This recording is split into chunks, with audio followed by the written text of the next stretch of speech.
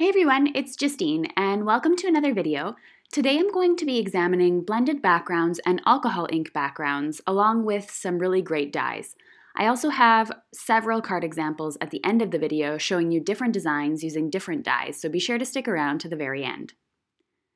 I'm going to be starting off today with the EVERGLADE Collage die from Simon Says Stamp, and I'm going to be running that through my Big Shot twice through a piece of cardstock that is 80-pound Neenah Solar White cardstock, and I'm going to be doing two of these because I'm going to be making two card fronts. So these panels measure 4 by 5 1/4.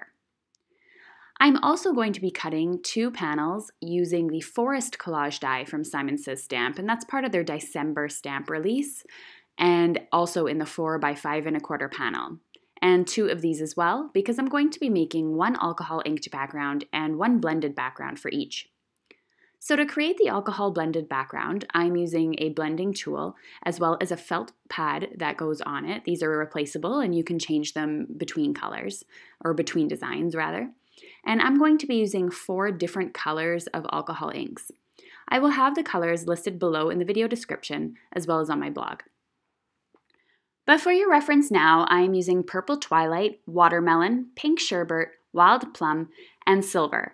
You have to be careful a little bit with the silver. I think I put a little bit too much. It creates a lot of shine. So I'm going to go in with the second layer when I'm done here, and I'm going to just highlight some of those pinks and purples again without the silver this time so I can get a less of a shiny look because that silver is pretty powerful. So I'm just going in again with some purple and the wild plum and purple Twilight and the watermelon color, some of the darker ones. And I'm just going to go over that one more time so that the silver ends up being a little bit muted. And again, just moving the tool back and forth, left to right. So these are really fun, but the funnest part, I think, is adding some alcohol blending solution because it helps the ink resist the paper and it creates these splotches that look like water drops, and they look really neat when they dry. For my second panel here, I'm going to be using more teals and blue colors. I'm using pool, stream, blue boat, and silver for this background here because I want to create sort of teals and blues and silvers and create a little bit of a different color. And I'm going to try and recreate similar colors with some regular inks to show you the difference. So I'm just going along again, and I'm using the same technique as before, except for instead of pouncing from left to right, I'm pushing more down into the cardstock, and this is going to give it a less splotchy look and a more blended look. And as you can see, I've gone along and I've done a circular motion as well, and then I'm going to go back and do the left and right motion. So I'm just doing different swipes across the paper to see exactly how they will work. So for time purposes, I'm just going to speed you up here a little bit and just finish off this card panel background, and you'll see the final results at the very end when I put all of the cards together once they've all dried. So these two here, once I add the alcohol blending solution, end up looking like this when they are all dry and finished. They're super cool. You can see that silver in them, look really neat. So for my blended backgrounds today, I'm just going to be doing some standard ink blending. I'm using the same type of blending tool as I did with the alcohol inks, except for this one's circular. You could use both the circular or the rectangle for either technique. You just might have to cut your felt down because the felt for the alcohol inks only comes in a rectangular pattern. So I'm using Catherine Pooler inks here, and I'm doing a mixture of the blues and teals again. I'm going to be using Aquatini and Fiesta Blue, as well as something borrowed for a little bit darker blue look. And I'm not super concerned about getting some ink lines or things like that because it's going to go behind a die cut and only a little bit of the color is going to peek through. Also, I'm actually going to be going in with some different techniques to show you how you can add texture to your layers. I apologize that some of this is off screen, but I think the part that I'm blending stays on screen the entire time. So I'm just going through a mixture of those 3 colors to create different style background, and I'm trying to get as less white possible from the background showing. Now I'm grabbing some of the Snowflake stencils from Simon Says Stamp. I'm using the Frozen FRACTALS stencil.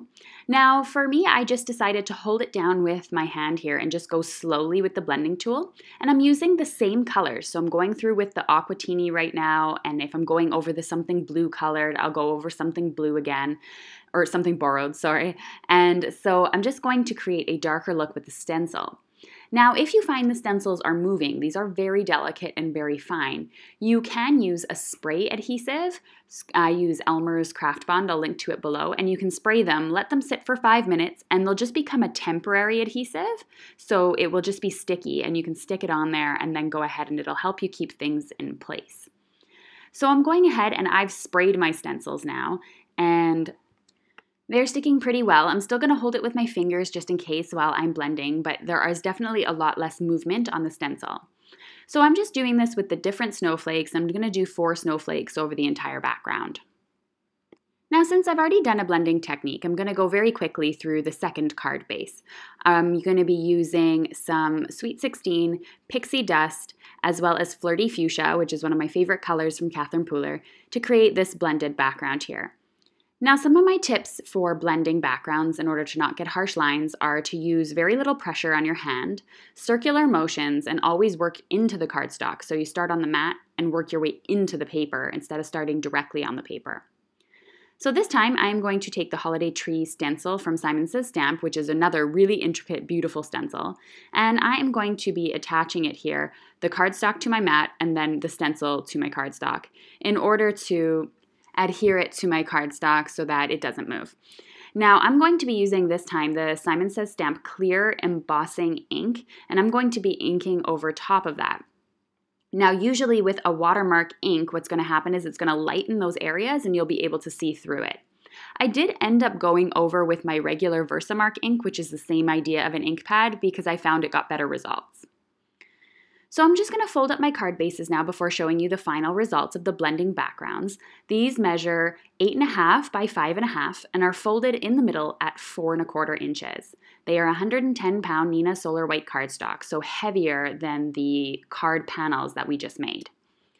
And I am going to be adding my die-cutted panels that I cut at the very beginning of the video to the front of these cards. So I have 2 of the Forest collage and 2 of the Everglade collage. So it's really up to you. You can put down the whole alcohol ink pattern and then put the panel on top so you have a border around it or a border in the middle. Or you can do what I do and grab your paper trimmer and just cut it down and use the background. And I'm going to put that other piece there off to the side because I'm going to be using it later for some other projects. So you can see here it covers the background, but it leaves a nice white border around the side. I like that clean and simple look myself. So here's a look at the stenciled background. So you can see I stenciled several of the snowflakes there on the background, and I'm adding the collage die here onto that. And then here is the pink alcohol ink background. And this one I think is really pretty. And then very lastly, the pink blended background, and the stencil in the back you can see is very, very subtle.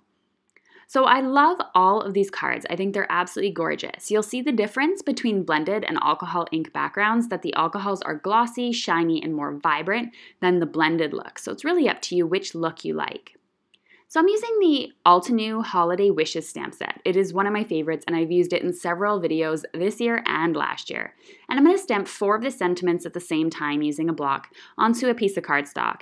And I noticed that one of them didn't stamp very well, so I went ahead and stamped that one more time. And I just cut them out into rectangular shapes, and I attached them onto my cards using some 3D foam tape from 3M.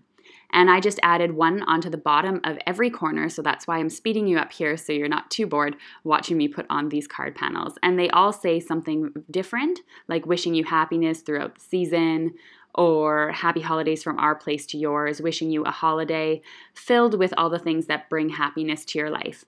Now here are some of the cards that I made in this video today. So we have this one here with the alcohol inked background, the blended background, and the alcohol background. So they all look kind of unique and really neat, but they make an excellent card set.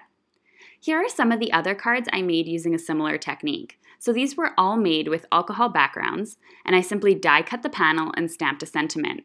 So nothing really crazy or different, but these are some of the holiday cards that I'm going to be sending out this year that I've been creating throughout the week. In the bottom right corner, I have the name in really big letters of the die, and then underneath the stamp set that I used for the sentiment. So that if you're interested, I will have all of the links below in the video description, as well as on my blog, so you can easily find them if you're interested in getting some more Christmas dies or stamps before the end of the holiday season. Thanks so much for watching, everyone. I really appreciate your taking the time to watch today's video. I hope you enjoyed all the different samples and cards that I've made, and you have a really fun time blending and using alcohol inks. If you're interested at all in checking out my blog, I have it below in the video description, and I also have a link to another alcohol ink video that you can click on right now, as well as the subscription button there. It's on my face if you're interested at all in subscribing to my channel so you don't miss out on a video. Thanks so much for watching. Bye!